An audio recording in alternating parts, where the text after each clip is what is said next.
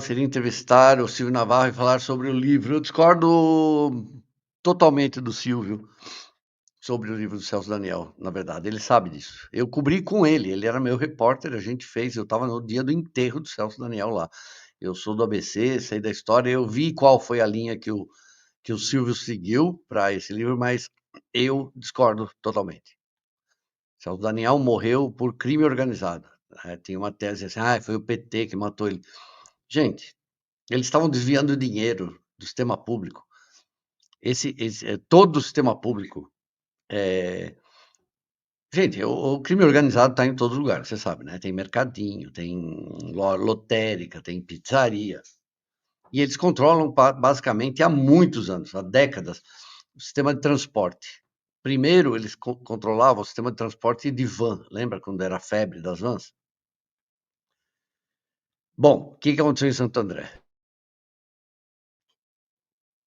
O que aconteceu é o seguinte: tinha um desvio sagrado que era para o crime organizado do sistema de transporte de Santo André. Quando entra o PT, né, o PT honestíssimo, também tinha desvios, né? Só que o PT queria desviar para ele, porque a desculpa, né, que esses progressistas dão é assim, é tudo por uma causa, né? Então, se tem a corrupção lá na Petrobras, é por causa de uma causa, né? Se você desvia dinheiro, não, mas é por uma causa, é para o partido. É aquela ladainha. E aí a disputa foi essa, porque o Celso Daniel descobriu que aquele Sérgio Sombra e aquele vereador que usava delineador, esqueci o nome dele, que eles estavam ligados aí com o sistema de corrupção, com a parte dos corruptos. Então, o que que ele começou a bater boca? Pô, vocês estão desviando, essa é a minha tese, tá bom? É o que eu investiguei. Vocês estão desviando dinheiro do transporte para vocês? Não, não, isso é do PT. Então, não era uma briga assim, descobriu o desvio de vamos combater a corrupção. Não, era uma briga para ver para quem ia o dinheiro. E quando o Celso Daniel começa a bater de frente, né, com aquele Sérgio Sombra, por sinal, uma relação super, né, confusa, eles tinham um caso, eles tinham um monte de coisa. Aí, o que acontece? Simplesmente ele vai bater pé lá, o Celso Daniel, falando, não vão tirar meu dinheiro daqui. Daí tem essa história que vão apaziguar, vai lá na pizzaria, sei lá onde que é na aclimação, onde que eles foram comer. Então, o Celso Daniel não foi morto pelo PT, ele foi morto porque ele queria tirar o dinheiro tirar o dinheiro da corrupção que estava indo para o crime organizado para dar para o PT, certo? Essa é a minha tese. E eu sei bastante disso, porque assim, o irmão do Celso Daniel, que vai sair agora candidato, eu não sei porque ele vai fazer isso, o Bruno foi meu professor de economia.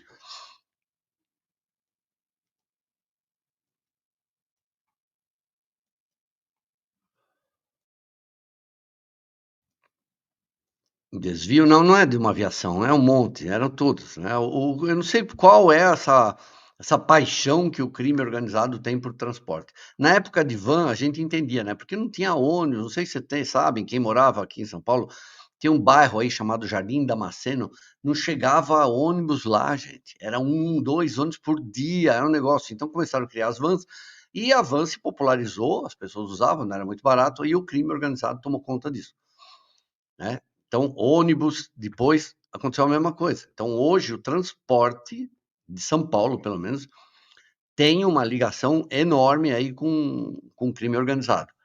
Como é feito o desvio, o que que faz, eu não sei. Eu não tenho certeza. Existe crime organizado e o desorganizado. Você achou que eu estava elegante ontem? Era meu terno Hermenegildo Zenha, que eu tenho que usar, senão ele começa a mofar. O irmão dele foi professor na PUC. Então, o Bruno foi meu professor, inclusive foi ameaçado de morte, né? Agora ele vai sair candidato, eu não entendi nada disso. Pai da Mara Gabrilli, não sei, gente. Eu tô falando de Santo André, eu não conheço aqui São Paulo. Eu sei, assim, pelo que eu apurei lá. E eu sei porque eu e o Silvio cobrimos a morte do Celso Daniel, desde o momento, né, que ele some, né? Que ele aparece, foi um negócio bárbaro, né? Ele foi torturado bastante antes de morrer. Foi uma morte bem terrível, né? Aí o Sérgio Sombra morreu, né? Como é que chamava? vereador Klinger. Klinger. Tinha certeza, ele usava delineador, eu nunca entendi isso, sabe? Cadê? Ó, tá vendo? A gente não começa o jornal, fico conversando com vocês. É a mesma lógica da máfia italiana, controla os serviços principais. Então, mas no caso, por exemplo, você veja como a máfia italiana age ou o tráfico aqui no Brasil ou a criminalidade. Por que que o tráfico tomou conta de todos as favelas, os morros cariocas? Porque lá não chega o Estado, gente. O cara morava lá 10 anos, 20 anos, 50 anos, 10 famílias, 12 gerações, e não tinha água, não tinha TV, não tinha eletricidade. E aí que o.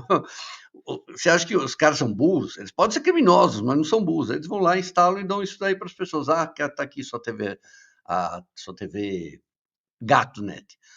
Olha, tá aqui, eu vou te dar esse gás aqui todo mês. Olha aqui, você vai ter produção, ninguém vai mexer com você. É, é isso. Onde o Estado não está, obviamente, a criminalidade toma conta. No caso da Itália, é outro caso, gente. O caso da máfia italiana é uma coisa muito mais cultural, é muito mais antiga, né? Está envolvido. Aí a gente teria que passar 2 dias aqui conversando, né? Mas eu sugiro sempre leiam o livro do Roberto Salviano chamado Gomorra. Gomorra. Tem o filme também, que a última cena você vai ver a Scarlett Johansson em Hollywood. Assistam. Lavar dinheiro, ninguém sabe quantos passageiros. É, pode ser também isso. Imagina a van, né? Que não tinha nem catraca nem nada. Flamengo ganhou do Palmeiras? Obrigado, Ricardo. Vai comprar o curso. É, não. Tá falando que caso específico de chavões, você acredita que seja falta de recurso intelectual? Olha, Xará, eu acho que falta de cultura. Eu acho que é preguiça enorme, porque quando você faz um repórter. Eu contei até a história que uma vez. Se você pegar o guia da Folha, que você já deve ter visto, se você morar em São Paulo, pelo menos, que é o guia onde você vai para o fim de semana, entra no guia e procura quantas vezes você vai ver no título a palavra confira. Confira a exposição, não sei o quê. Confira, não sei o quê. Restaurantes abrem, confira. Procura também, veja dicas. Olha quantas vezes você lê para qualquer coisa ligada a roteiro, a expressão veja dicas. É isso, gente. A pessoa funciona no ponto morto. É isso que eu brigava sempre, eu exigia dos meus repórteres. Silvio é prova disso. Pergunta, pergunta se a Folha Online, quando eu era editor, o Silvio estava lá, era repórter de esporte, ótimo, ele, Marcelo Kimura, Eduardo Costela. Pergunta se você via em algum lugar lá, tipo assim, Valdívia, o mago, Adriano, vírgula, o imperador. Cara, isso é ridículo, cara. Isso não significava Ronaldo, o fenômeno. Eu proibia, gente. Falei, não vai escrever desse jeito, as pessoas não têm que ficar lendo isso. Porque quando você usa clichê, quando você usa lugar comum, chavão nas suas palavras, você reduz a qualidade da linguagem, você diminui a qualidade da sintaxe e você faz as pessoas. Por exemplo, eu sempre uso o mesmo exemplo. Vai lá, Cidade Alerta, assalto no banco. Um bando invadiu lá o carro de carro forte. Um grupo fortemente armado invadiu ontem. Que porra é um grupo fortemente armado? Nada. O que significa Adriano, o imperador? Porra nenhuma, né? O que significa Juliana Paz levantou a Sapucaí? Porra nenhuma. Tudo isso é preguiça. A pessoa trabalha, o ser humano é mecânico. E isso que eu sempre estimulei nos meus repórteres, que era assim, não usem clichê. Não vai escrever Maldívia o Mago, sabe? Esse tipo de coisa é ridícula. Eu não sei por que esporte tem tanto clichê desse jeito. Dá pra passar 2 horas aqui falando dos clichês. Não vai escrever ações da Uzi Minas derretem. Mas que bosta é essa derrete?